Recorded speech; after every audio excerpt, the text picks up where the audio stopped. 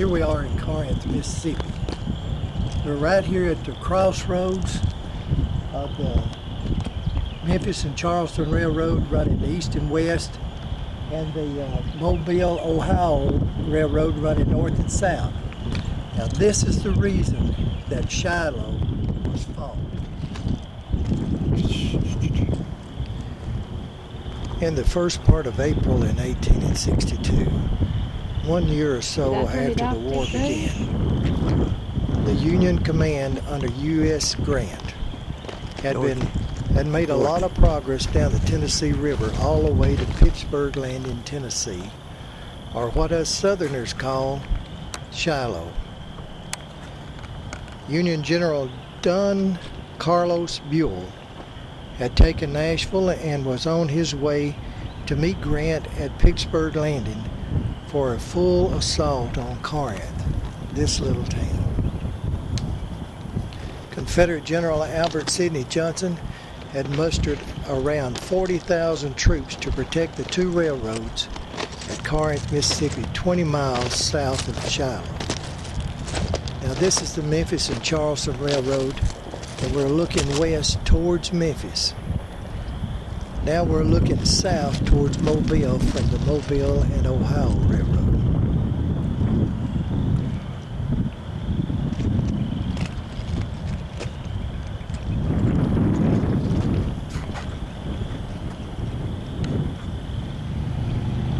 Now this direction is looking east towards the little town of Iuka and also Chattanooga, Tennessee.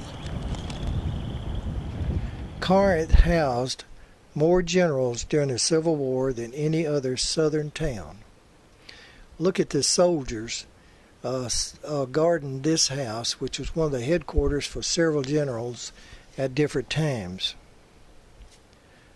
After the Battle of Shiloh, the commanding general of the North, Henry Halleck, who was actually the commander of General Grant and General Buell, was headquartered here after a couple of months after the Battle of Shiloh, when he took Corinth.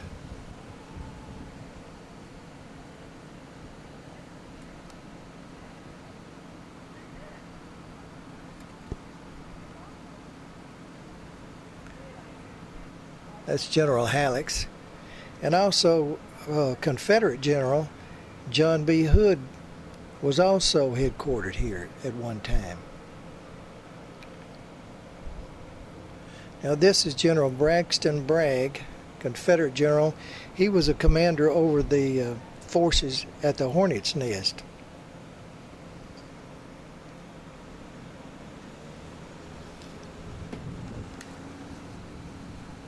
Now just one block east of this cottage was Rose Cottage, and it was the headquarters for the top Confederate commander at that time, General Albert Sidney Johnson.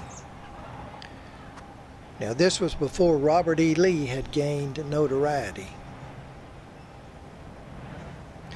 General Johnson was expected to dig in and wait for the Union attack on Corinth. And that's why that General Grant could not believe that Johnson would actually leave Corinth, the stronghold here, and head toward Shiloh. Now after Johnson was killed on the first day of fighting at Shiloh, he was brought back here to this cottage, and this is the way it looked then, brought back here in held in state.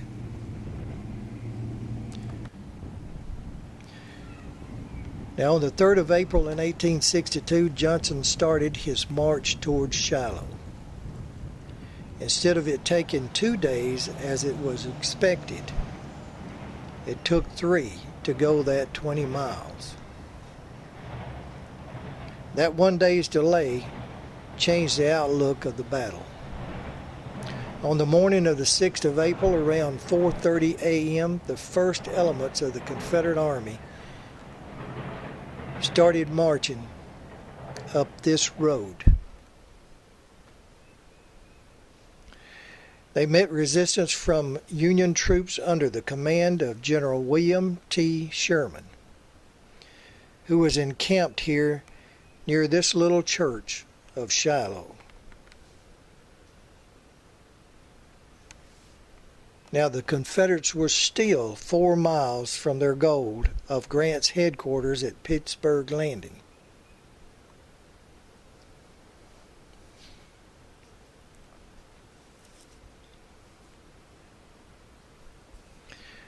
The Union was sort of caught by surprise.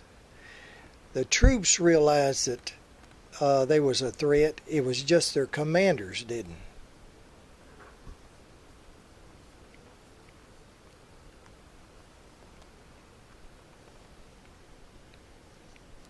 This is a drawing. It sort of shows how it was. See the little church on the left-hand side?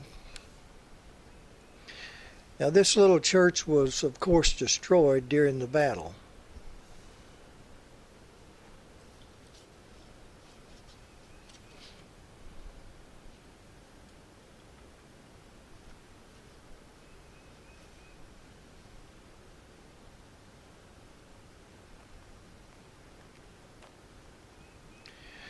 Now this is General William T. Sherman. And yes, he's the same general that the people in Georgia came to know and love so well. Not.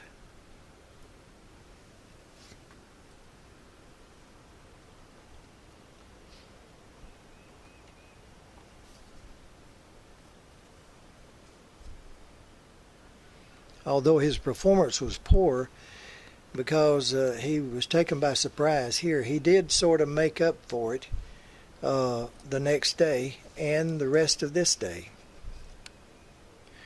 Now this little cabin was completely destroyed. This is another one that they brought on the scene later on.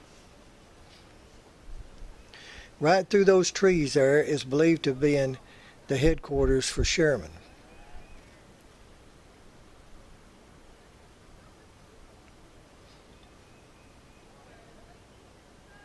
Right through there. The Confederate forces began to push the Federals back up this road, and on both sides of the woods. And they pushed them the biggest part of the morning. Finally, until the Union troops reached an old wagon road, it's now referred to as the Sunken Road, where they were ordered to stop and stand.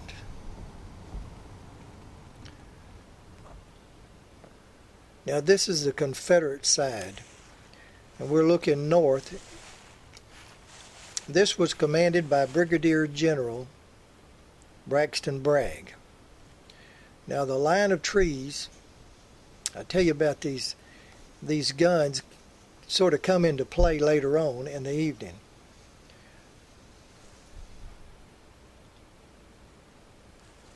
But the line of trees that you see in the distance in the background is where the Union troops were dug in under the command of General Benjamin Prentiss and also General W.H.L. Wallace.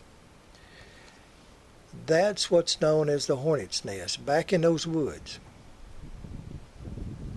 For 6 hours, the Confederates attacked across this field. Over and over again, they were repulsed, until after 6 hours later on, they decided to bring up General Daniel Ruggles. He brought in 60-something cannons, the largest amount of deployment of artillery in North America at that time. And those cannons were firing anywhere from 180 rounds on up per minute against the Hornet's Nest, and they continued this for 1 solid hour. While the cannons kept the Unions pinned down, the Confederate was able to encircle the Union troops, where General W.H.L. Wallace was mortally wounded, and General Prentiss surrendered with 2,200 troops.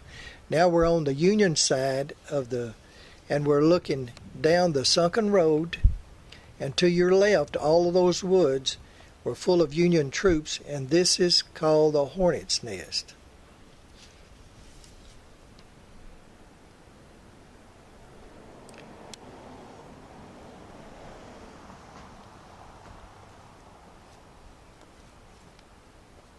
Now this runs a couple of miles, this Sunken Road, and there were Union troops stationed all along it. Confederates poured across this field, is what it was, for 6 hours. Now this is Colonel Randall Gibson. He led 4 charges himself across the Hornet's Nest, unsuccessfully. Now the arrow in this map, the blue arrows are the Union line. In front of the blue arrows is a black checkered line representing the Sunken Road. At the left side of the end of the black checkered line is where the black dots are, is the famous peach orchard. And south of that, of course, is the Bloody Pond. And the red is the Confederates. And the second from the right arrow, red arrow, see the gray spot? Okay, that's the field we're looking at. That is where Riggles had his cannons set up. All of this, all the way to the Bloody Pond, is considered a part of the Hornet's Nest. Now we're up probably a quarter of a mile or so from where we was at. We're back east, and what you're looking at across that field is actually where Riggles, in the foreground, where he had his cannons set up, and this is a part of the Sunken Road right here.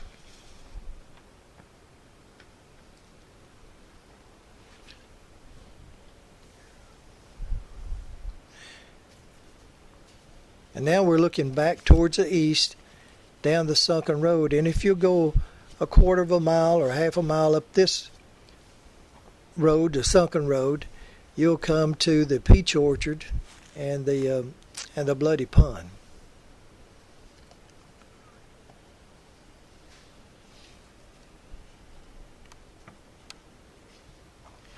Now we're now at a different location. We're on up there, but we're on the southern side. We're with the Confederates now, and we're looking north towards the tree line is actually the Sunken Road and where the Union troops are stationed in the Hornet's Nest. Now the cabin that you see belonged to William George. And now we are at the east side of the cabin. If you look right straight through, you still see the George cabin. And what happened here is this is where General Johnson was stationed. The monument there is where General Johnson was. There was a tree there, and that's where he was wounded.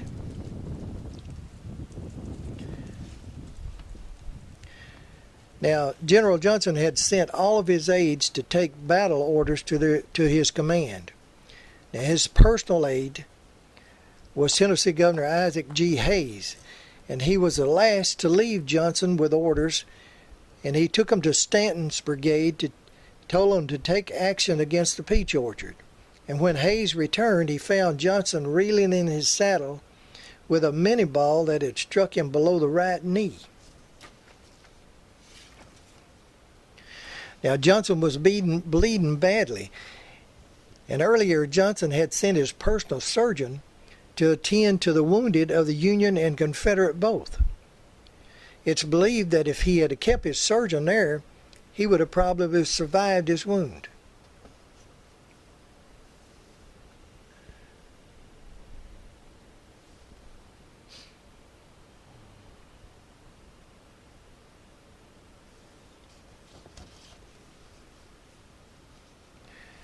General Johnson was such a force that they really didn't want the men to know that anything had happened to him. They were afraid it would demoralize him. So what they did was, Governor Hayes grabbed a hold of Johnson's horse, which he was still on his horse, and led him down here to where that sign is at the bottom of this ravine to try and keep him out of harm's way. This is the spot where this sign is that Johnson actually died, and he died within a few minutes after Isaac Hayes got him there.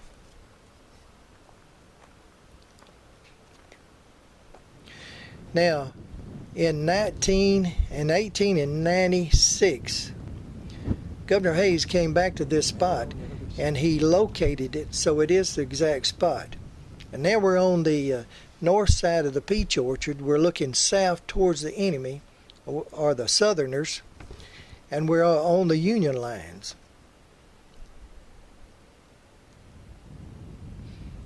And they say that the white peach blossoms mingled with the blood of the dead. And the Southerners, who are now facing us, made several attempts to cross this field.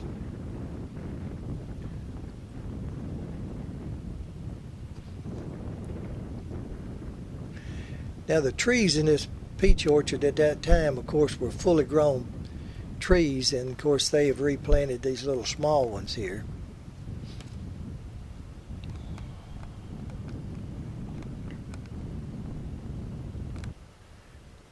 We're now about 200 yards to the west of the peach orchard, and we're behind the William George cabin.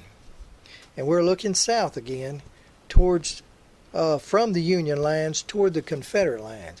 Now this is also the Sunken Road.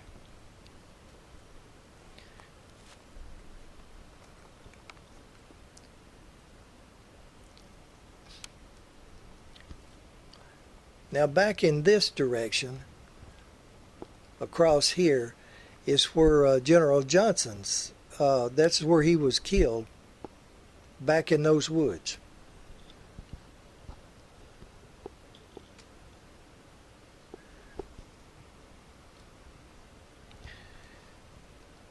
Now they say that the George family actually left their home before the battle started. And when they come back, of course, they found it destroyed.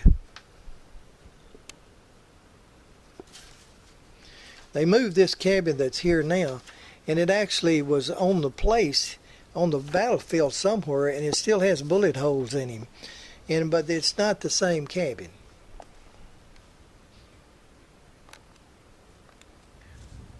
And now we're back behind the peach orchard, and we're still looking south, and we're looking west across the Sunken Road. Now this sort of represents the Union line looking south across the peach orchard. And you can see the little Sunken Road represented there.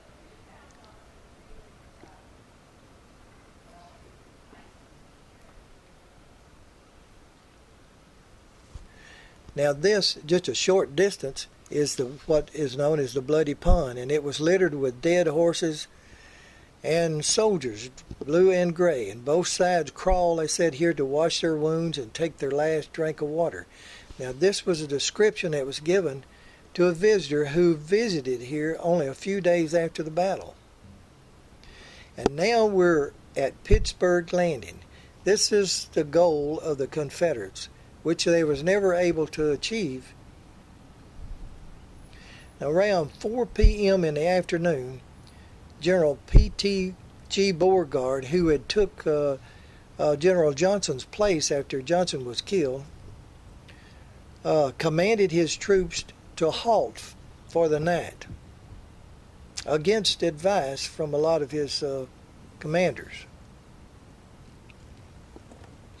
But he felt sure that he would be able to resume the attack on the 7th the next morning.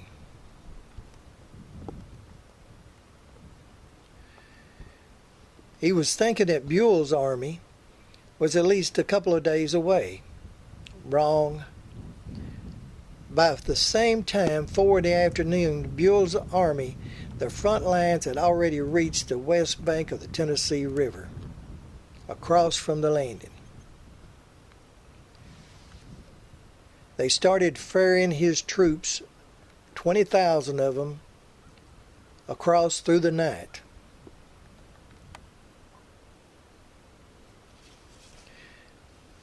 This doubled Grant's number of men. It also doubled the Confederacy.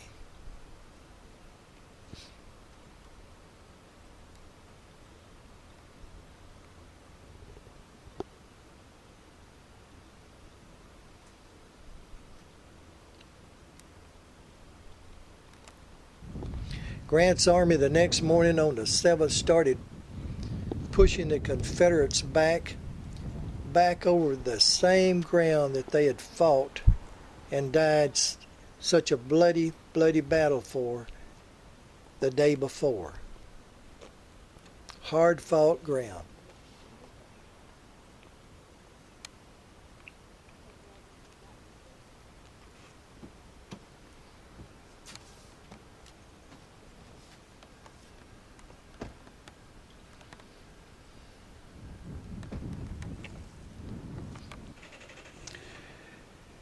Grant had two gunboats that were stationed here, also along with the troop carriers.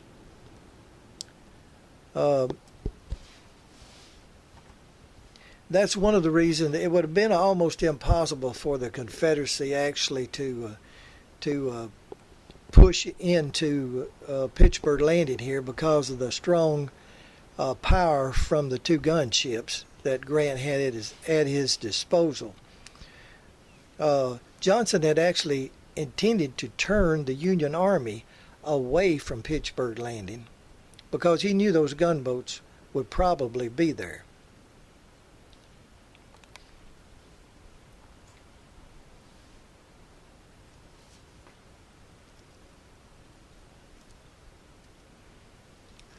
Now, although Grant won the Battle of Shiloh, he was vilified by the Northern press and accused of being lax in securing his position on the first day. His commanding officer, General Halleck, had a dislike for Grant, and he temporarily demoted him after the Battle of Shiloh.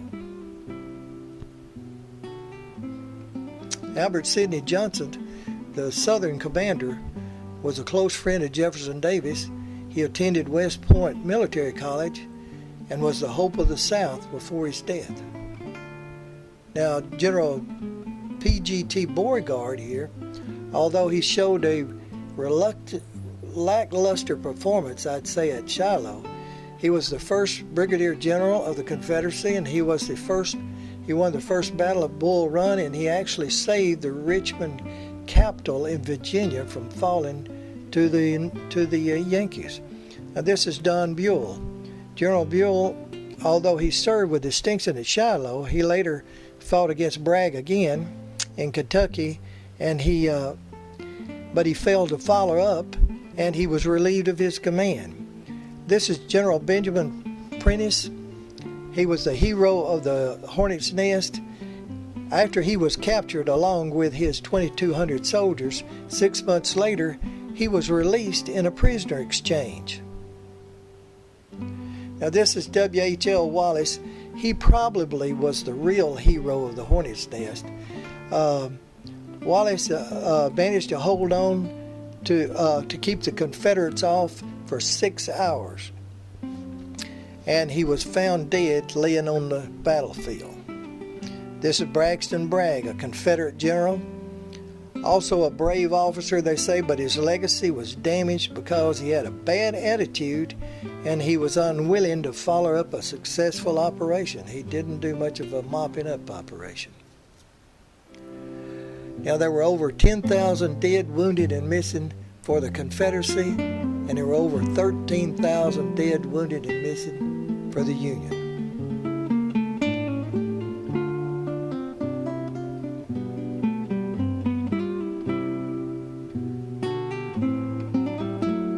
This is the National Cemetery.